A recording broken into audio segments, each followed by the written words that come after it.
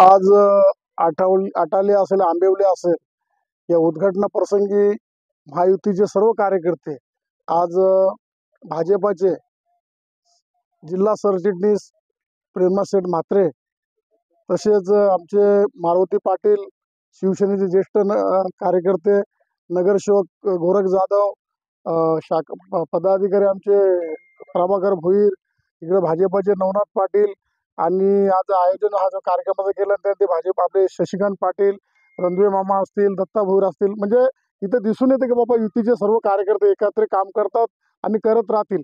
कारण काय आले, मागच्या ज्या विधानसभेच्या निवडणुका झाल्या त्याच्यामध्ये प्रत्येक भाजपाचा कार्यकर्ता असेल, शिवसेनेचा कार्यकर्ता असेल, युती म्हणून चांगल्या प्रकारे काम केला, एकत्रित काम केला आणि चांगल्या मतांनी आपले दादा विश्वनाथदादा भोईर यांना भरघोस मतांनी निवडून दिला.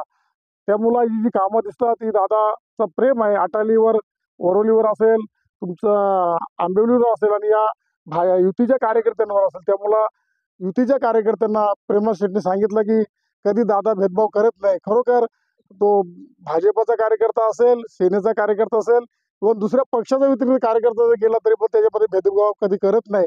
त्यामुळं